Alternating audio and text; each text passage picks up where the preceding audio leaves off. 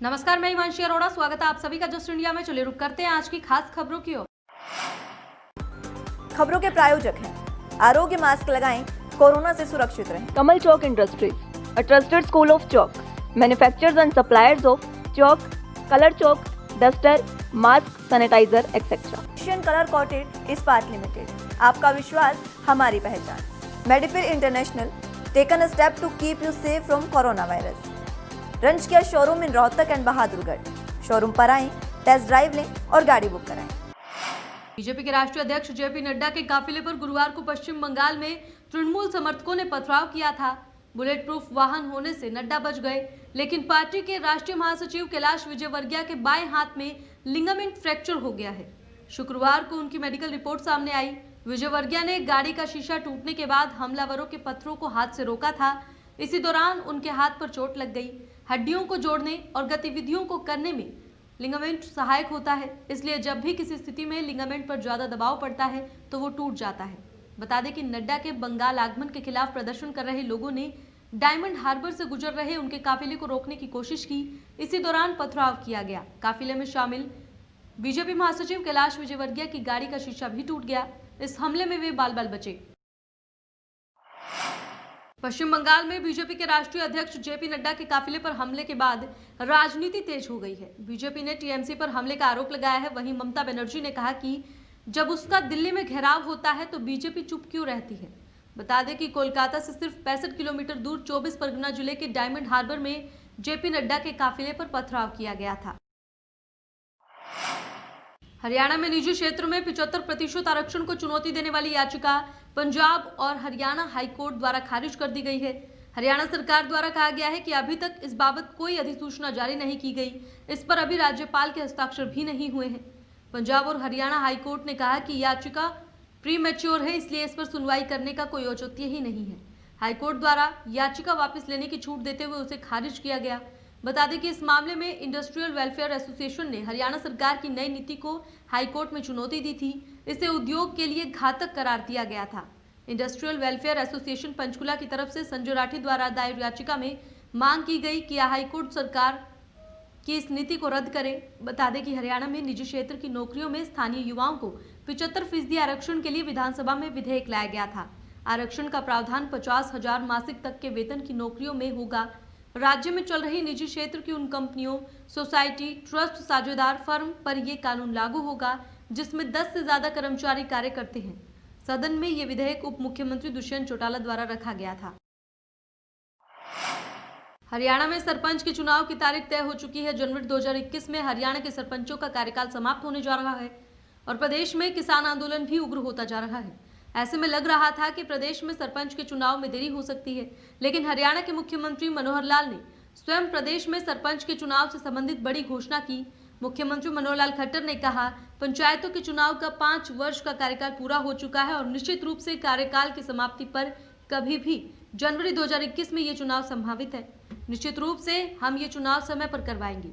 हरियाणा के उप मुख्यमंत्री दुष्यंत चौटाला ने कहा, जनवरी के अंदर कार्यकाल समाप्त हो रहा है। जो नई पंचायतें बननी थी उनके लिए भी कमेटी की बैठक निरंतर हुई है। तमाम विषयों पर सबकी राय ली गई है और समय पर इन चुनाव को हरियाणा में आयोजित किया जाएगा। इसके लिए हमारी ओर से लिखित स्टेटमेंट स्टेट इलेक्शन कमीशन को भेज दिया गया है। किसान आंदोलन के 15 दिन पूरे हो गए हैं। गुरुवार शाम कृषि मंत्री नरेंद्र तोमर और रेल मंत्री पीयूष गोयल ने प्रेस वार्ता कर आंदोलन खत्म करने की अपील की, तो वहीं किसान नेताओं ने आंदोलन और तेज करने की घोषणा की।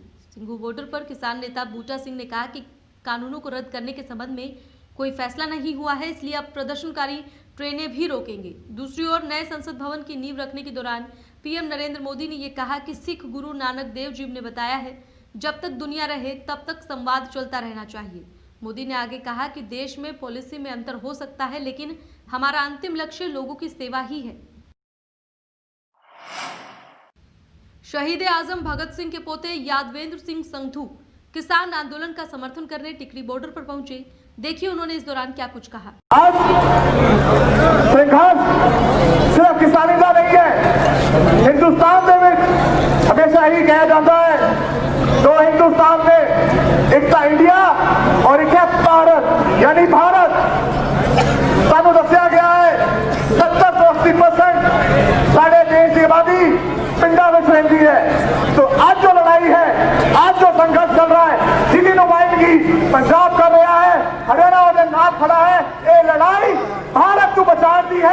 हिंदुस्तान को बचान दी है और अपने आप को बचान दी है। केंद्रीय कृषि कानूनों का विरोध कर रहे किसानों को इंटरनेशनल बॉक्सर सुमित सांगवान का भी समर्थन मिला। ओलंपियन सुमित सांगवान ने किसानों को समर्थन देते हुए गुरुवार देर शाम ट्रैक्टर से बारात लेकर दुल्हन के घर पहुंचे। इस दौरान हरियाणा के खेल मंत्री संदीप सिंह भी उनके साथ नजर आए। सुमित के अनुसार वो किसान परिवार से हैं, ऐसे में उनका फर्ज है कि वो अपने किसान भाइयों का साथ दें, इसलिए उन्होंने बारात ले जाने के लिए कार का इस्तेमाल ना करने की बजाय, घोड़ा बग्गी का इस्तेमाल ना करने की बजाय ट्रैक्टर को चुना। परिजनों और दुल्हन के परिवार वालों से बात कर ट्रैक्टर से वो बारात लेकर गए। सुमित ने कहा कि वो शादी में शगुन के तौर पर मिलने वाली राशि को किसान आंदोलन में दान करेंगे, दिल्ली जाकर किसानों को बांटेंगे। खेल मंत्री संदीप सिंह ने उन्हें जीवन संगिनी को और उनको दोनों को आशीर्वाद देने के लिए वहां पर पहुंचे और उन्होंने भी इस मुहिम की काफी पहल की, ये जानकारी भी दी। आज प्रदेश भर में आईएमए की हड़ताल है और सभी डॉक्टर हड़ताल पर गए हुए हैं। इमरजेंसी को छोड़कर सभी सुविधाएं आज बंद कर दी गई हैं। उनका कहना है कि जो उनकी कुछ मांगे हैं सरकार उनको मान नहीं रही, जिसको लेकर विरोध प्रदर्शन ये हो रहा है। हालांकि आज एक दिन की हड़ताल उन्होंने की है, लेकिन अगर इस विषय में सरकार ने उनकी बातें नहीं मानी तो ये हड़ताल आगे भी बढ़ सकती है। आगे एक मीटिंग करके रणनीति बनाई जाएगी और सभी आईएमए के अंतर्गत आने वाले डॉक्टर इसमें निर्णय लेंगे। उनका कहना है कि जो आयुर्वेदिक डॉक्टरों को सर्जरी करने का काम दिया गया है वो सही नहीं है, इसलिए वो इसका विरोध करते हैं। उनकी कुछ अन्य मांगे भी हैं, सरकार अगर उनको भी नहीं मानती तो ये विरोध आगे बढ़ सकता है। कारण ये है कि पहले तो जैसे गवर्नमेंट की तरफ से ये गाइडलाइन, अब ये बिल पास हुआ है कि जितने भी जीएमएस डॉक्टर्स हैं, आयुर्वेदिक डॉक्टर्स आई मीन कि या बीएमएस डॉक्टर्स हैं, उन सबको एक शॉर्ट ट्रेनिंग देने के बाद में अब फॉर 8 मंथ्स उनको सर्जरी के लिए अलाउ किया जाएगा, जो कि इंडियन मेडिकल एसोसिएशन इंडिया को मतलब जो है गवारा नहीं है। जैसे पहले usually they use practice in allopathic also, चलो फिर भी वो स्किप हो गई बात, पर अब जो सर्जरी के लिए इनको ट्रेन करके वो किया जाए तो दिस इज़ नॉट फेयर। इसी के रिवोल्ट में ही जो है Indian medical association of India ने जो स्ट्राइक, ये ओपीडी बंद करने का आज आह्वान किया। क्षेत्र में 10 वर्ष के बच्चे को एक बुजुर्ग द्वारा रस्सी से बांधकर पिटाई करने का वीडियो वायरल होने के बाद पुलिस ने कार्रवाई करते हुए आरोपी 65 वर्षीय बुजुर्ग के खिलाफ विभिन्न धाराओं के तहत मामला दर्ज कर लिया है और मामले की जांच शुरू कर दी है। मिली जानकारी के अनुसार उपमंडल के गांव कुला का रहने वाला 10 वर्षीय बच्चा पड़ोस के खेत में गन्ना तोड़ने के लिए गया था, जिसके बाद वहां आए बुजुर्ग ने उसे रस्सी से बांध दिया और डंडों से पिटाई शुरू कर दी, जिसके बाद ये वीडियो सोशल मीडिया पर वायरल हो गया। मामले की सूचना पाकर थाना शहर प्रभारी इंस्पेक्टर जय भगवान मौके पर पहुंचे और पीड़ित के परिजनों के बयान पर मामला दर्ज कर जांच शुरू कर दी। पुलिस ने आरोपी के खिलाफ गिरफ्तारी के लिए टीमें बनाकर छापेमारी शुरू कर दी है और शीघ्र ही गिरफ्तारी का दावा किया है। मैं तेरी लत तोड़नी है।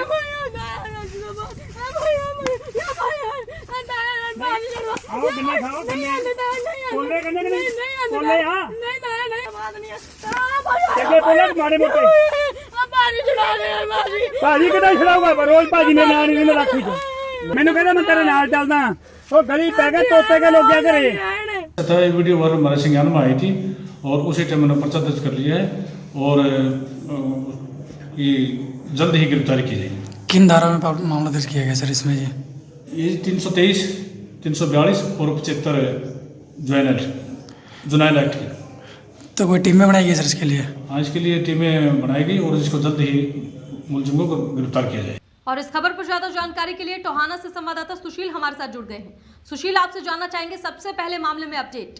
जी हाँ, बिल्कुल मैं आपको बता दूं कि गांव कुला का ये मामला है जहां पर एक बच्चे की पिटाई का वीडियो वायरल हो रहा है। ये टोहाना के गांव का है जी।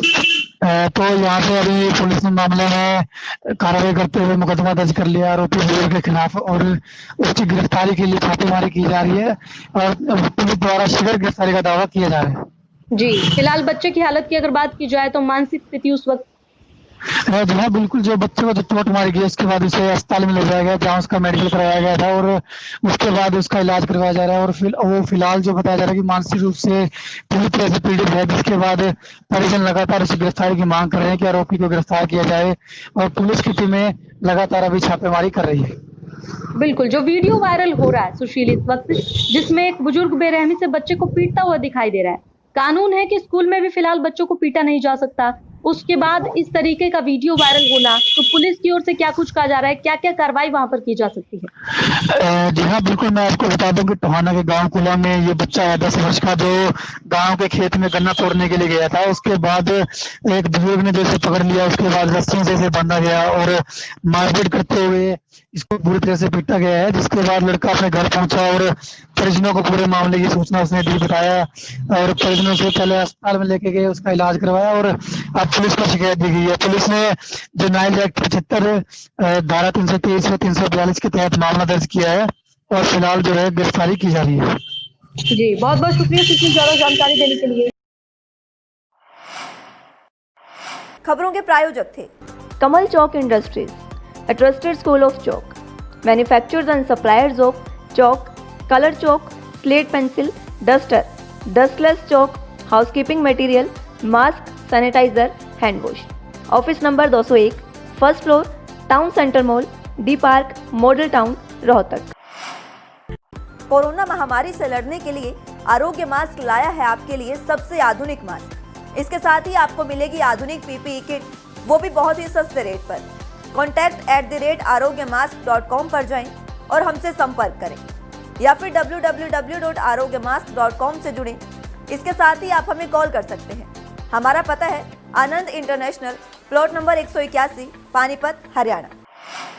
Be Fast Fit, India's fastest growing fitness chain, now at Rohtak D Park.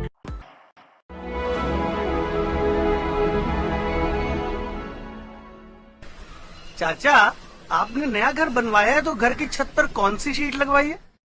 बेटा, मैंने अपने घर की छत पर एशियन शीट लगवाई है, क्योंकि वो कभी न मिटने वाले ओरिजिनल निशान की चादरें हैं। साथ में ISI का चिन्ह, 5 साल की वारंटी के साथ साथ पैसों का सही मूल्य देने वाली वही इकलौती शीट्स हैं। क्योंकि नाम नहीं, पहचान जरूरी है। फिलहाल इस बुलेटिन में इतना ही, लेकिन बाकी की तमाम खबरों के लिए आप देखते रहें जस्ट इंडिया। नमस्कार।